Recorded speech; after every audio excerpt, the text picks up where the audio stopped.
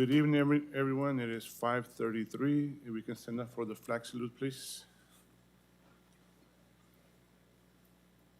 I pledge allegiance To the flag of the United States of America and to the republic for which it stands, one nation, under God, indivisible, with liberty and justice for all.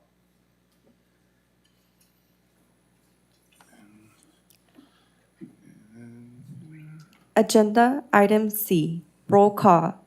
Commissioner Member Holloway, Commissioner Member Smith, Commissioner Member Bauer, Commissioner Member Gonzalez, Can we get, real quick, Jocelyn, can we get a point of clarity? Commissioner Smith, are you here? Present. Thank you. Commissioner Member Bauer, Commissioner Member Gonzalez, Present. Commissioner Member Abong, Commissioner Member Lewis. Present. Chair Huitron. Present. Chair, I would like to remind the audience that if they wish to address the commission, they must submit a green request to speak form located at the podium in the back of the council chamber.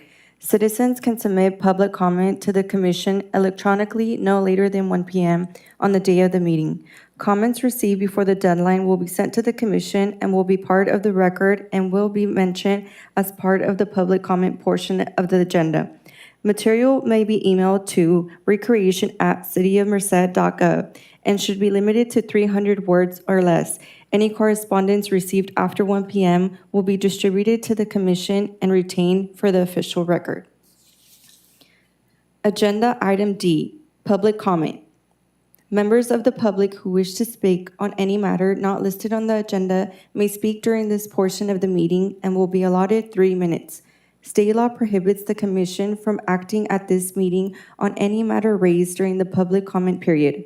Members of the public who wish to speak on a matter that is listed on the agenda will be called upon to speak during the discussion of that item.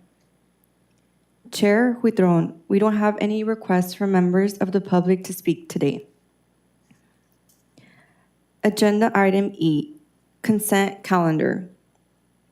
Since there are no minutes completed for July, we won't have any consent items in today's meeting. Agenda Item F, reports. Agenda Item F1, Parks and Community Services Department updates.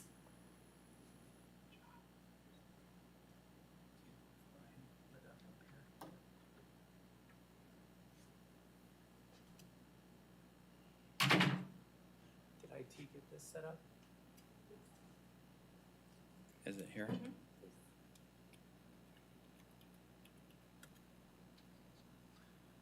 Perfect.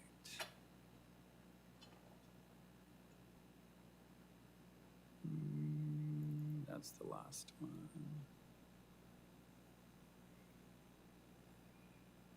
No, that's the wrong one.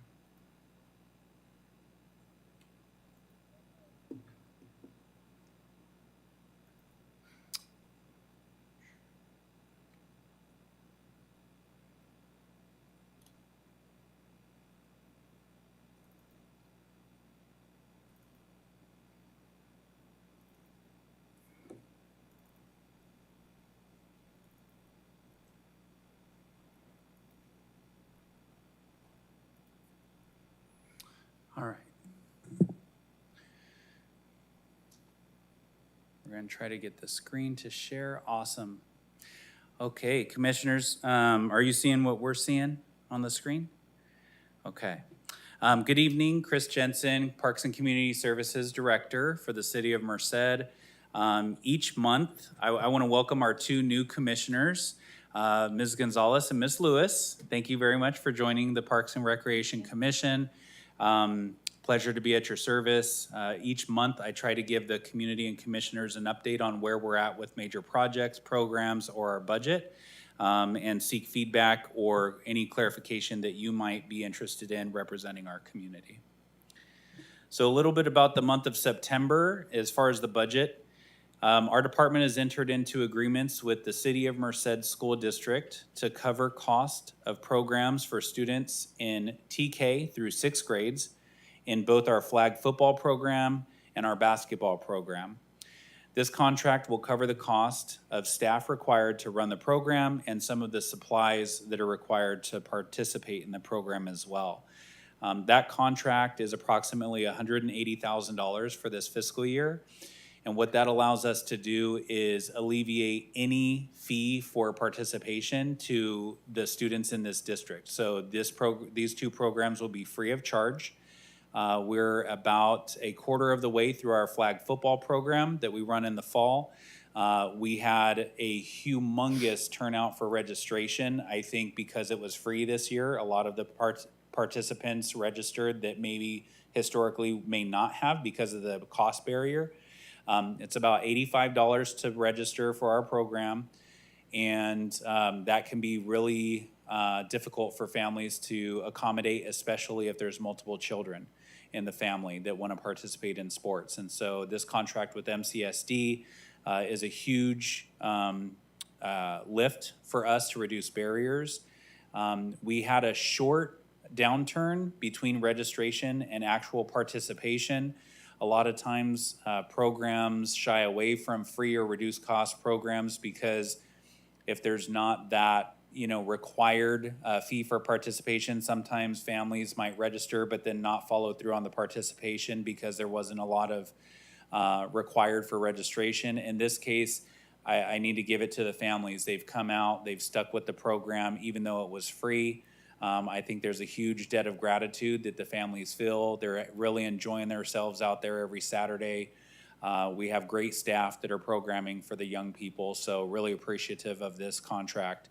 Our basketball program will open up for registration in October, probably the second week of October.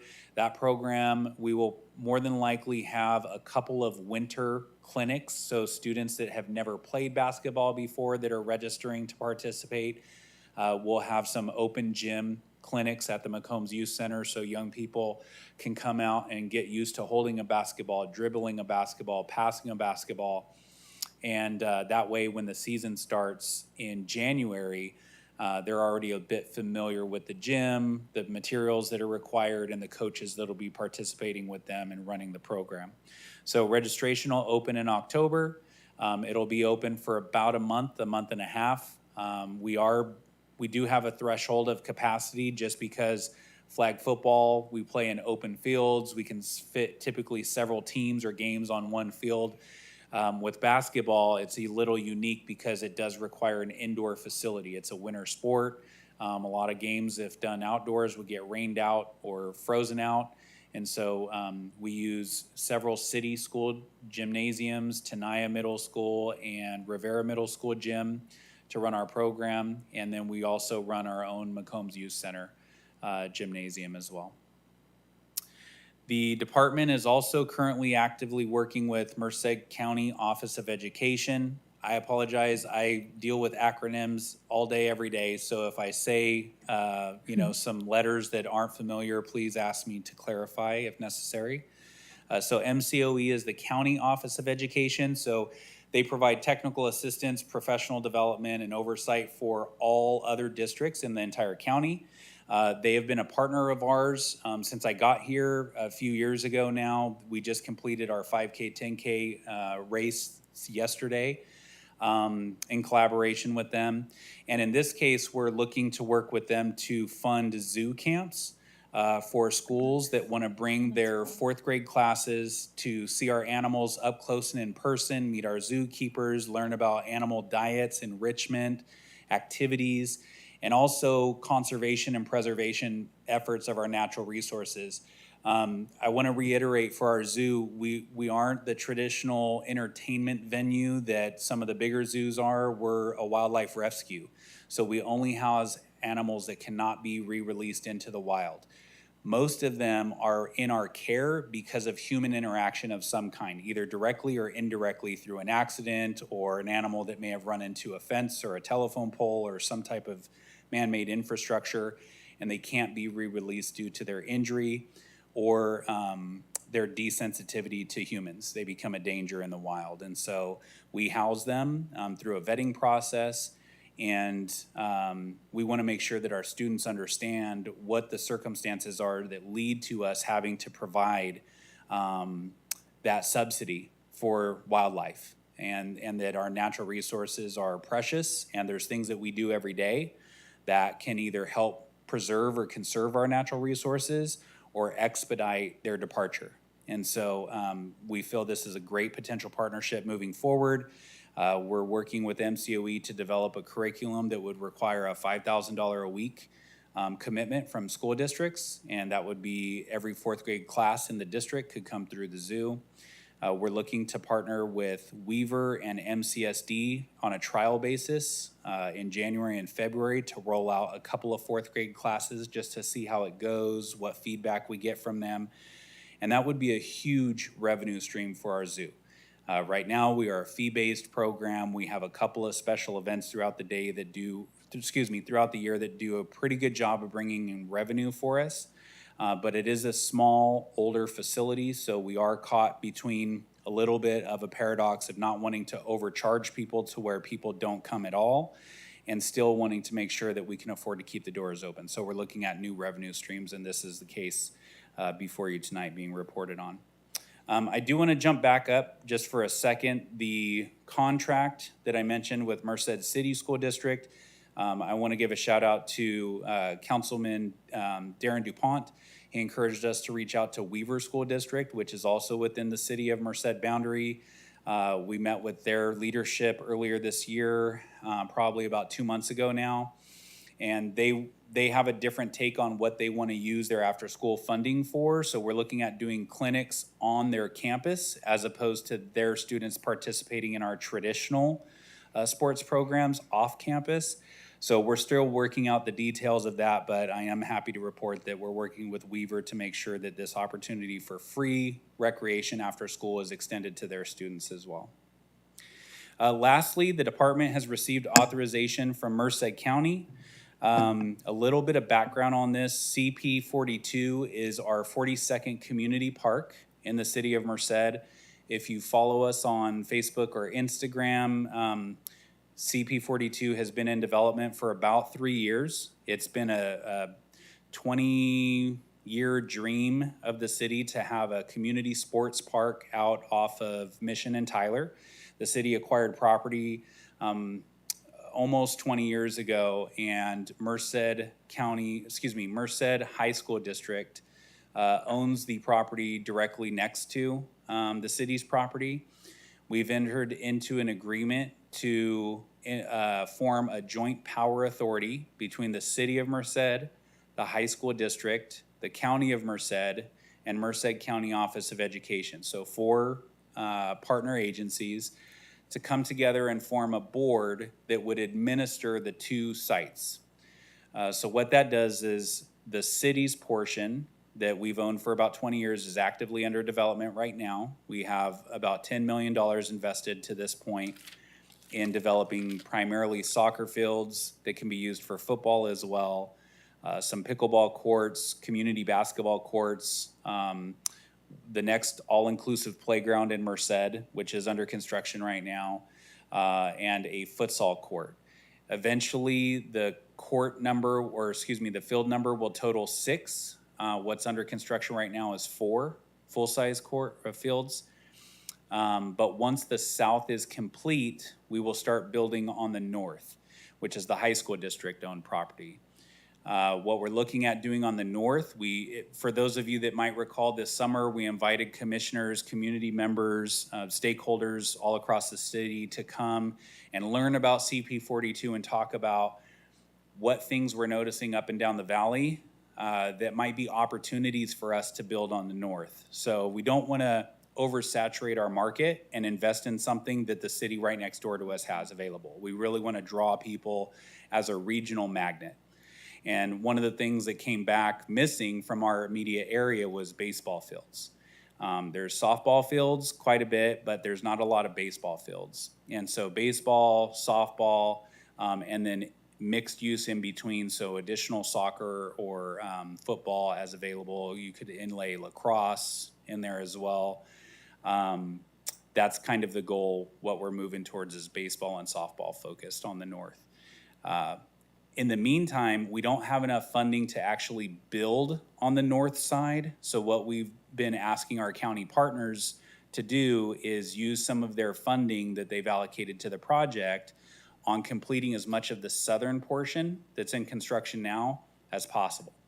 And so we're vetting our contractor to see what costs would be to add additional fields, additional restrooms, additional parking, and things like that, that we know will take our portion of the project from a community level park and start getting closer to a regional level park where we're drawing in, teams and leagues from outside of our area as well as our local clubs.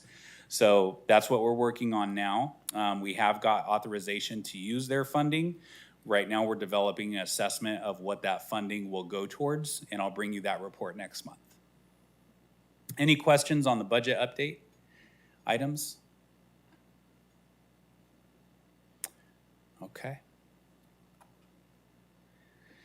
So program updates, we run sports, youth and adult sports primarily, and this season that we're in right now, we're focused on adult softball and NFL flag football for youth.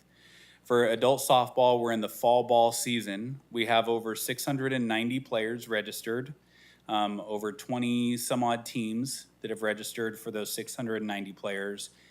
They practice and play games throughout the week at Joe Herb softball field.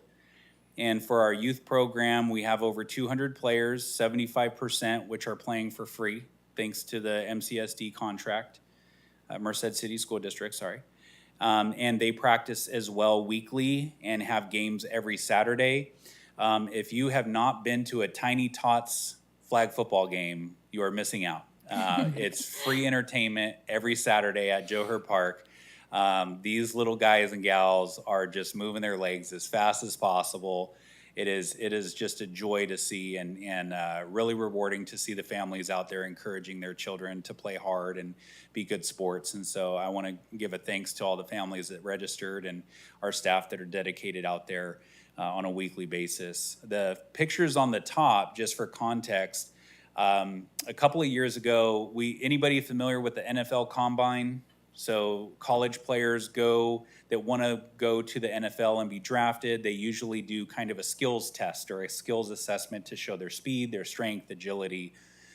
So a few years ago, we incorporated that concept in our flag football program and gave young people in Merced the opportunity to test their speed and strength and agility in front of each other. And everybody gets to participate. There's no minimum, speed required or anything like that. So we do passing drills, we do agility cone jumping drills, flag pulling drills, and then we have them do a 40-yard sprint, 40-yard dash, which is a very famous race in the NFL Combine world. And we had over 100 of our players come out to participate in the skills assessment, ranging from all different divisions. And it was fantastic to see them putting out, the coaches are required to attend.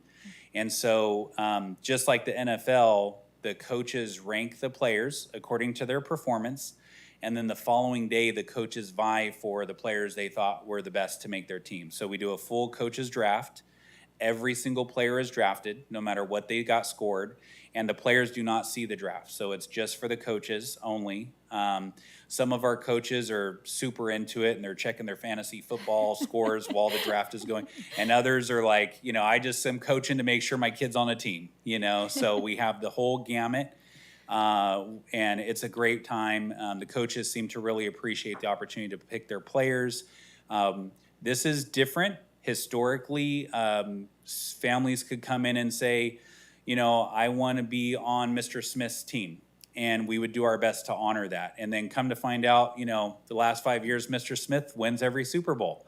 So how fair is it, if you know to ask to be on Mr. Smith's team, for example? And so we shied away from that, and we stopped making the league and what team you ended up on about who you knew, and more about kind of the luck of the draft. And so the players are drafted by coaches. Every player is drafted. Each coach gets a first through, I believe it's a 7th round pick. And if there's additional players, they go even further. And our teams have ended up being a lot better balanced and more competitive, and more based about learning and having the fun of the game as opposed to frustration and underwhelming performances. So really appreciate staff's buy-in on that effort. Any questions about youth or adult sports for the fall? All right. Summer aquatics. So each summer we employ about 20 lifeguards from around the community, and we ask them to run 2 programs. One is public rec swim, which is $2 a day to get into a public pool, or they offer life-saving swim lessons. Swim lessons are employed through about 14 different categories or classes each day. They're 30-minute sessions, and we have had to increase our fees because the cost of lifeguards has gone up pretty drastically in the last several years, in addition to the cost of maintaining the pool, the chemicals that are required, et cetera. The fee right now is $65 a participant, and that seemed to be very difficult for the community to continue to do lessons with us at that price. And so we applied for a mini grant this summer. We were awarded a sponsorship of $5,000 from the Central Valley Opportunity Fund to sponsor our program, and that lowered our fee to $25 per participant. And we had over 200 lessons provided at that point, in addition to the ones that signed up at the regular price. We also have a sliding scale scholarship. So for those that qualify, we use the same qualifications that WIC uses for family subsidy, and if qualified, you get lessons for free. And so that opportunity was still afforded to families. We asked them to bring in a proof of income, and as long as they're able to do so, we can meet that financial burden by alleviating the fees associated with participation. The $25 per lesson opportunity was open to anybody. We did not filter who got that. It was open to anyone to reduce the fee to participate. We end the season with the Big Kahuna Cannonball Contest, and what you see here is the Cannonball Award that was won this year by 2 of our lifeguards. Adam on the right was last year's winner, and I forget the young man's name that won it this year, but oh man, he was quite the performer. He was living it up. He really wanted to take home the trophy. So it was great. We have parents come out, we have children come out. It's the last day of swim for the year. We make it totally free. Sometimes we partner with commissioners or other community members and barbecue. We have music playing. It's a good time. And so I want to thank the mayor who came out, and you can see him on the bottom left there in mid cannonball form. I don't know if he ever got to full cannonball form, but he gave it his all. So I really thank him for coming out and supporting our department as well. Any questions about summer aquatics? Just a brief background for you all too, since you are commissioners. We have 2 public pools in the city of Merced. We have 80 Givens, which is a kind of a private party pool. It's only about 3.5 deep. It is ADA accessible. We have a wheelchair ramp that goes into the water, and we have a wheelchair lift that goes into the water. So that site specifically, we allow private party rentals. So you can have birthday parties there. You can have celebrations in the summer there. And we also do special needs swim lessons at that pool. The McNamara pool, which is our bigger pool, it tends to get a lot more populated, and it's deeper. The water's a little bit colder there because it's deeper. And so we do all of the special needs classes specifically at 80 Givens. It's easier to control bodies and make sure that people aren't, feeling claustrophobic with lots of people around and so forth. So that's been a great partnership and investment for us. We work with Challenge Family Resource Center, who is an advocacy group for parents with children with specific needs or special needs, and they coordinate all of the lesson registration for us, and they pay for the lessons for the families. So that is a free service. We are paid through Challenge Family Resource Center, but the families get to participate in those needs for their special needs children for free.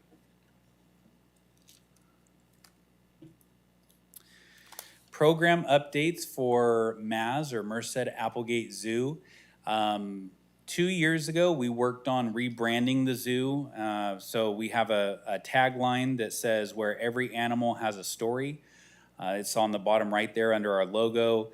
That was really important to our zookeepers because of the fact that our animals are rescues. We really want to take that opportunity to inform the public what each animal's unique story is about how they came to Merced Applegate Zoo. And we do that a lot through special events. This year, we had over 1,200 visitors for the month of August just on Saturdays. That was 4 Saturdays that we did the Mermaids and Pirates event, which you see there on the right on the flyer. That's one of our zookeepers, Linissa Ledford, dressed up as Ariel.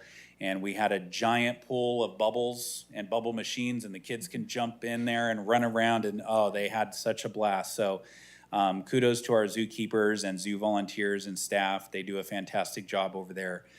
We do have a renovation that's in the works at Merced Applegate Zoo. It's in design right now. The key cornerstone of that, I'll review with you in just a second when we do our capital improvement project updates.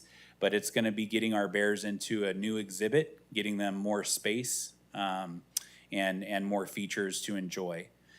We brought on 2 new docents, which are volunteers that show how animal diets are done. A lot of times we have a docent cart with furs or skulls or claws, bones of different species, and as visitors come through, the docents will actually give short instructional workshops to the visitors about those things and how they relate to the animals that they'll be seeing throughout the day. And so they cover a wide variety of engagements for us, and I want to thank the new docents that are volunteering with us at the zoo. The month of August was National Night Out, which is a huge public safety celebration across the country. Our Merced Police Department are fantastic supporters of Merced Applegate Zoo. Every National Night Out, they present, since I've been here anyhow, they've presented Merced Applegate Zoo with a check, which are proceeds from their annual trunk or treat that is going to take place next month in front of the police department. It's called Cops for Critters. And their trunk or treat brings out all kinds of cars from different eras. There's police vehicles, there's classic cars, there's, I believe this year we're gonna have possibly public works utility vehicles and fire department vehicles. We might deck our energy efficient minivans out from Parks and Community Services and take our vehicle out there for trunk or treat. And all the proceeds that are brought in are generated and given back to Merced Applegate Zoo to help cover the cost of the animal diets and enrichment for the year. So big shout out to Merced Police Department. This year we received a check for $1,200 from them. Any questions about the zoo or the renovation underway or our events? I do have a question. Yes, Commissioner Smith. My question is, we got our sign back, right? Yeah. So we put it back up, but I would like to see another one on 25th Street on the fence, so you can see one going this way and one going that way. I It got was you. just an idea. I That's a thought good about idea. it. You can see that one, Yes. but you can't see on 25th Street. That's Yeah. what I wanted to say. We had along 25th right now, that used to be where the gift shop sign was, if you remember years ago. There was a little bare wooden sign and then it said something about the gift shop. When the city sponsored several art projects across the city a couple years ago, City Council allocated some funds for art to be installed across the city. And we worked with an artist to do a mural at Applegate Zoo. And when we were working with the artist, we were going back and forth because we knew we wanted a sign, and we were going back and forth where to put the mural. Should we put it on 25th Street or the R Street side? And we fought every day. It was like, no, it needs to go on this side. It needs to go on this side. So what we decided is we were on the 25th Street side. We were going to do a big mural that would kind of artistically showcase everything that our logo was going to show, which is the bears, the valley, the Sierra Nevadas, birds and deer. And so in that mural, it's an artistic rendering of what our actual logo is.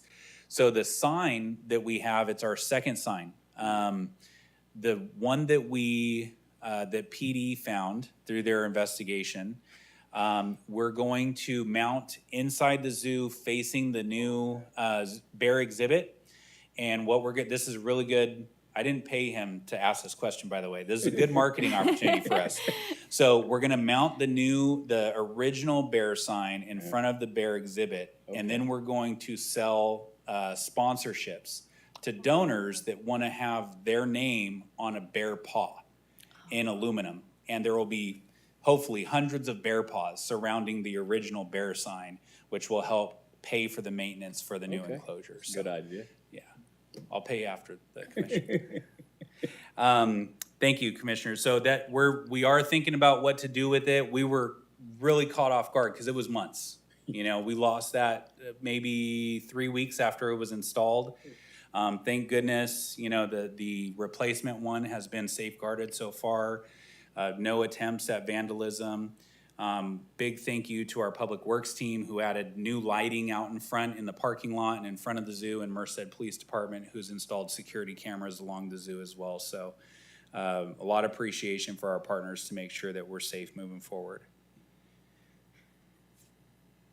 For those of you that were able to attend, we had our Parks, Recreation, and Open Space Master Plan Community Meeting. So this was an open house at Merced Senior Community Center where we've been, let me take a step back for just a second.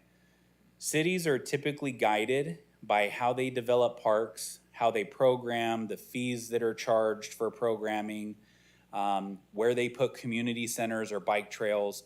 All of those things don't just happen one decision at a time. Oftentimes, they're focused on because of a master plan that the city's adopted of what they want to achieve in the next 5 to 15 years. Some of them are a little bit longer. The city's current Parks, Recreation, and Open Space Master Plan, or PROS for short, is dated back to 2004. So it's outlived its lifespan. It's about 20 years old, and our community has significantly changed since 2004.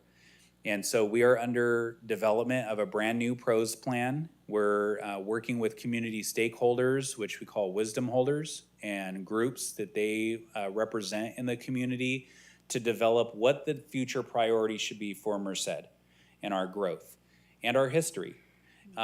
So we identified 10 groups that we really wanted to hear from in this process: youth, seniors, ethnic representation groups, advocacy groups, sports programs, and we asked them to host conversations with their communities of interest about what was important to them, what they liked about parks, what they didn't like about parks, what they wanted to see more programs in support of or targeting. And so this open house was really to talk about what did we hear when asking the questions in the community. We did a community survey. That survey sampled, I want to say, about 200 people.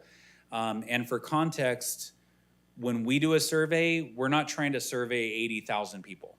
The views would be so vastly different. So the survey was just a big kind of attempt to get a random sample of a bunch of individuals from the community. 200 is a pretty good number for that. Then we went to community pop-ups this summer, which were 15 individual activities that Parks and Recreation conducted or that we partnered to support. And we hosted tabling events where we asked community members that were attending those activities what their values were about parks, what they wanted to see more programs, in parks offer. What things did they like, not like, what did they expect out of the future of Parks and Recreation in Merced. And then from there, we worked with wisdom holders and we hosted small, intimate focus groups, and we asked questions at an even deeper level. So the open house was really to showcase what we learned from that research project. And there was some overarching themes: public safety in parks, people feeling like they couldn't go to the park and stay for a long period of time because they were nervous about what activities were going on. And there's very specific examples that we're giving, people that are loitering or camping in parks, lack of lighting in parks, restrooms that aren't available because they're either in disrepair or they're being boarded up and people can't access them. Also programs, people wanting different programs and programs at different times of the day. And special events. A lot of people talked about more community events. People love going downtown. People love going to movies in the park. Ironically, we had a lot of people say, these are the parks that I go to the most. And they also turned around and said, those are the parks I don't like going to because they're not safe. And so we got a lot of rich feedback about, one of our most popular parks and what we could do to make them safer and more entertaining and enjoyable for our community. So huge shout out to everybody that was involved in that process. We're not done. We're at about the midway point. So we'll probably be bringing back another open house in January. And that one will focus on what are some of the solutions that we propose to address these problems the community came up with that we should be working on. There's a couple that I'll speak on a little bit later about high-speed rail that were a big, kind of elephant in the room. What are we gonna do about our facilities that are in line of high-speed rail? That needs to be kept in mind with our Parks Rec and Open Space Master Plan efforts. So that was a big event for us earlier this month. And what you see on the right are the 3 images of our movies in the park that we hosted across the street on the top of the parking garage. And man, that's always such a fun venue. Very different. We partnered with a local classic car club, which brought out all their cars and parked them along the driveway going up to the parking garage. And we showed Cars 2 to really pay homage to the car culture in Merced. And it was a great turnout. So I want to thank the car club and their members for helping promote that. Really good turnout. A lot of people happy with that event.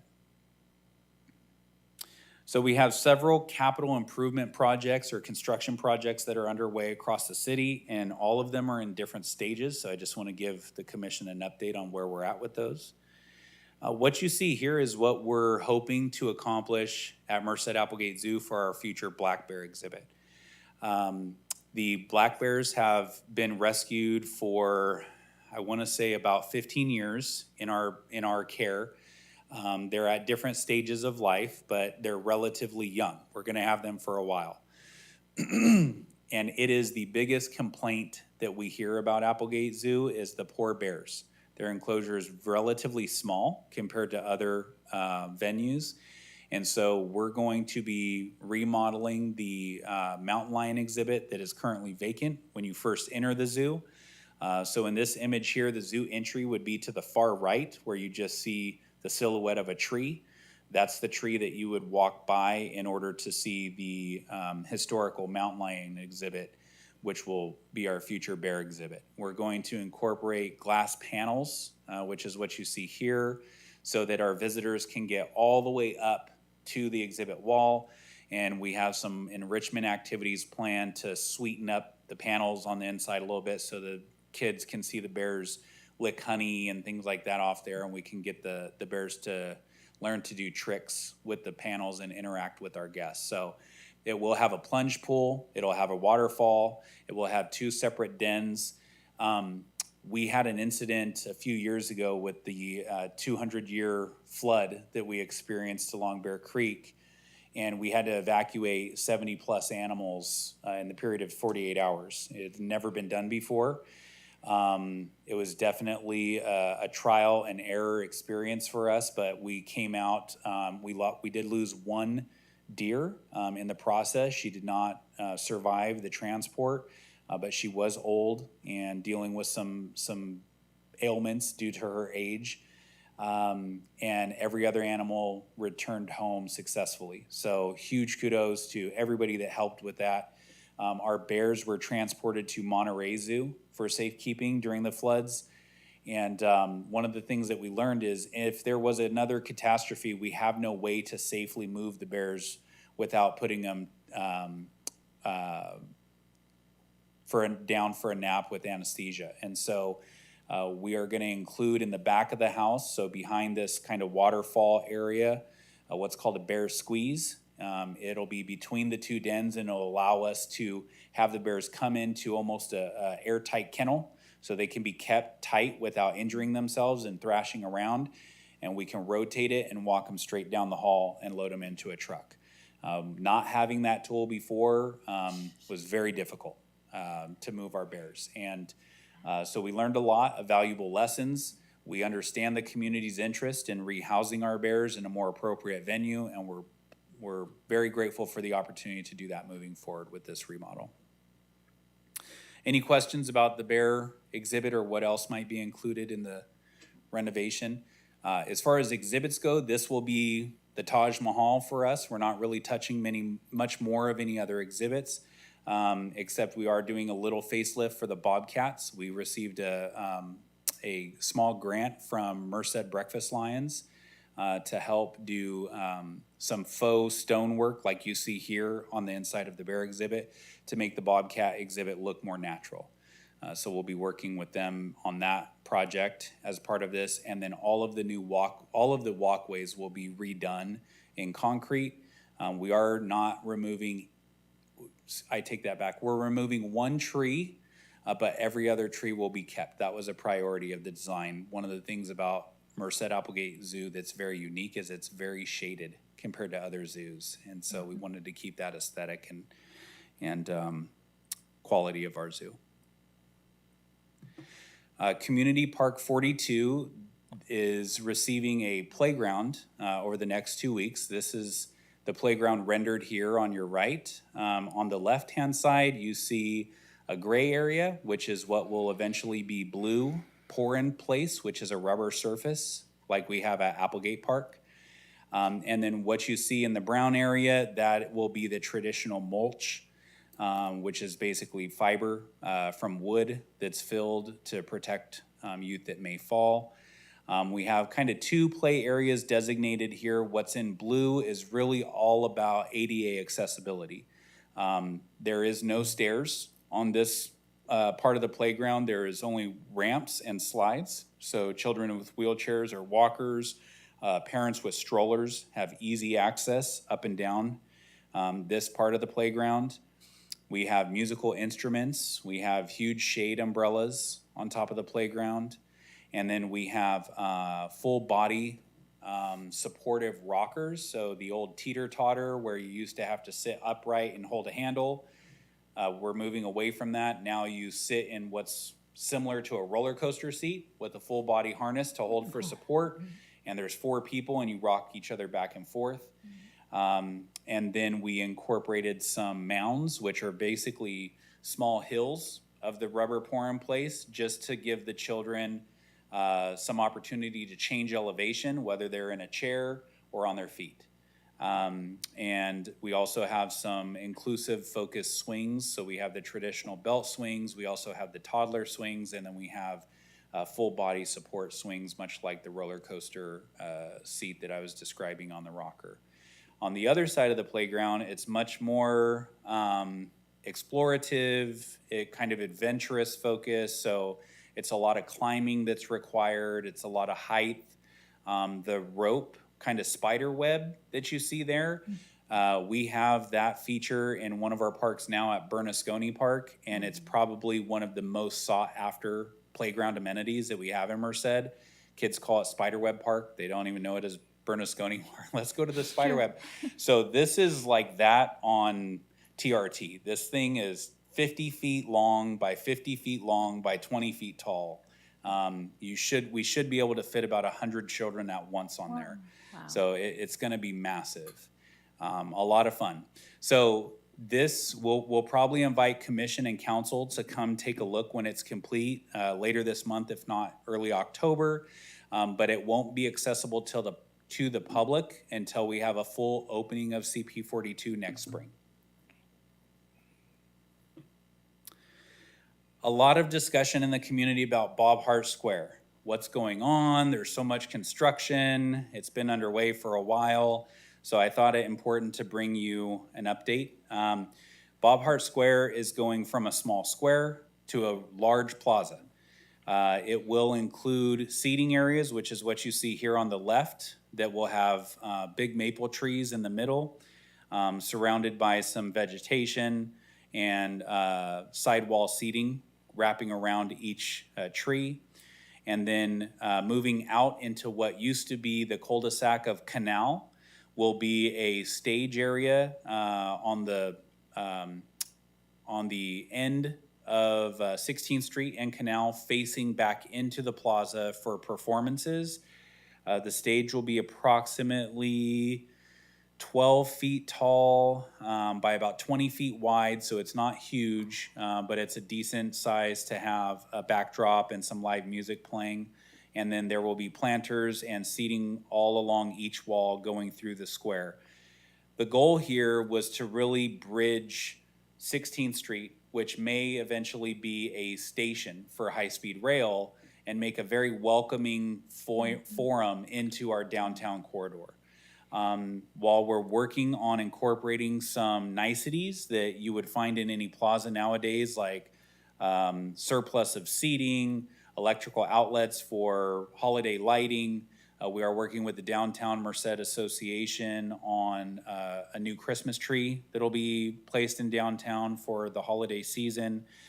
We also wanted to really stay true to this plaza and kind of the era of renovation that's going on downtown with the Tioga Hotel, the Mainzer, El Capitan, and our historic Karmagar Theater, having kind of that roaring 20s and 30s, Art Deco feel is what we're going with this plaza as well, which will tie in those areas of downtown to our centerpiece here at Bob Hart Square. This is actively under construction. More progress is happening every single day. Right now, the tentative timeline is to be complete by either the end of October or very early November. We are aware that we have the historic Veterans Day Parade downtown in November. We also have the Christmas Parade downtown. And so we are working with our engineering department, who is working with the contractor every day to make sure that this timeline is very, very tight. And we will keep those partners that host those events abreast of any delays if necessary. If we have to reschedule or they have to find another venue, we want them to be aware of that as soon as possible. So we're hoping not. We hope that this is a fantastic opportunity to showcase all the work that's been going on downtown with this year's Veterans Day Parade. But if not, it might be the Christmas Parade. But more information will be available next month. Any questions about Bob Hart Square? Okay. General Vang Pao Park. So this park is located where Cardella dead ends right now, just west of M Street. So behind the community college, along Sunset Trail. Right now, Cardella doesn't go all the way through to R Street. It stops. It doesn't cross Farrens Creek. And Vang Pao Park is being developed or planned to be developed right there at a flood control basin. What you see on the top right is the all-inclusive playground named after Aletha June. This was a young woman who was born with several specific needs that she went through her whole adulthood with, and became very successful and very accomplished, no matter those limitations. And so we wanted to honor her, and were asked to name this playground after her some years ago. This playground was just purchased recently. Probably the two features that were most sought after when we worked with the community to plan were shade. And so this swing set has a full shade sail going across the entire swing. And it includes a canopy swing, which is almost like a bird's nest, so that students or youth with struggle with tummy support or back support can be laid in a swing. So a little bit different play on the full body harness support. And then the other feature, which is really unique about this playground, is just left of the swing set, you'll see a triple wide concrete slide. So this slide will actually take you from the top of the basin where the playground will be, and it'll shoot you down about halfway down the embankment of the park along the basin, and you'll be able to meet your parents at the monument that you see here on the bottom of the screen for Vang Pao. That is a triple wide slide, so 3 people technically can get on there. And it's really made with a transfer station so that people again, can transfer from a wheelchair to the base of the slide up at a higher level and slide down with their parent or caregiver. Really exciting news. We've been applying for a lot of grants to support this park. And earlier this month, we were recognized by the state of California and asked or acknowledged that we would be receiving the California Arts and Parks Grant for $78,000 to support the monument for Vang Pao Park that you see here on the bottom. Phase 1 design is just about complete. We will be submitting those designs to our engineering department for a plan check before we go out to bid, and construction will start this winter and be scheduled to open the playground at this park in spring 2026.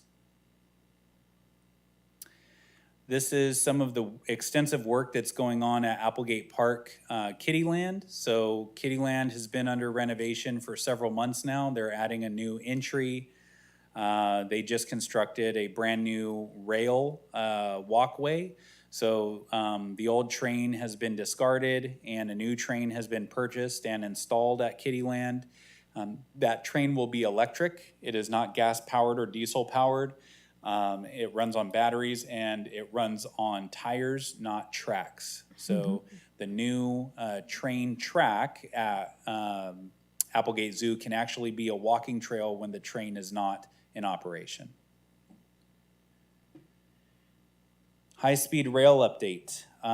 So pictured here are the Merced Senior Community Center and the McCombs Youth Center. The city is actively working with high-speed rail authority representatives to ensure that the Merced remains a priority for the initial phase 1 station location.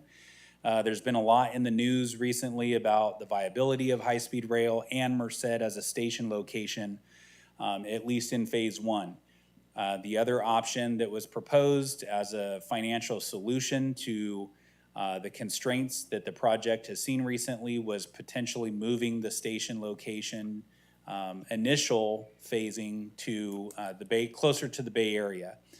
I'm very happy with city staff and our city elected officials who have really advocated to right the ship, so to speak, and get the state to recommit to having Merced as part of the initial phasing of this project. Parks and Community Services are using our PROS plan efforts to help determine the type of location that we would want future indoor recreation facilities, such as a community center and a recreation center. So we do not plan on moving anybody out of these facilities until absolutely necessary. As a matter of fact, we are working with our engineering department on some designs to help move our office in to the senior community center to address some of the concerns that seniors have brought up and also extend the viability and interest of the community in that venue after senior programming hours. And our plans have been reviewed by our city engineer, and we want to make sure that we have a footprint and skin in the game related to those two buildings and the future services that are offered out of there, if potentially at other locations. So we want to make sure that if the need arises to relocate services and rebuild buildings or build new buildings, that we know exactly what types of buildings and what locations we want to be. So we're doing that assessment now. We have secured new agreements with the Boys and Girls Club to ensure that they are in place for the foreseeable future, and hope that that gives them some reassurance that the city is not, that is in support of them being in existence in partnership with the city of Merced in our venue for as long as possible. We also are in discussions pretty actively with Merced Senior Inc., which is our senior service provider, and trying to make sure that we're on the same page as far as what the vision is for moving forward with services and a home for both service providers. Lastly, just want to acknowledge that we do have sponsorship opportunities. Our sponsors help reduce costs for our programs. They also offer the community business and organizations that support us an opportunity to advertise their services. And I want to thank this year's NFL flag football sponsors, Migliazzo Farms and Marvuli Construction, who sponsored our flag football program this fall. Any questions or answers if you have them? I'm always looking for answers. Any questions about the report or high-speed rail or any of the project updates this month? Okay.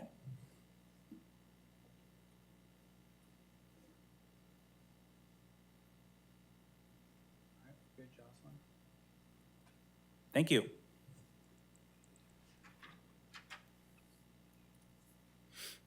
Thank you.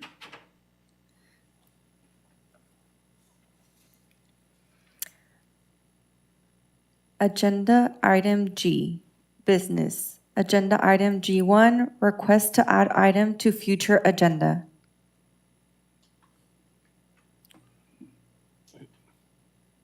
Does any commissioner have an item for next meeting?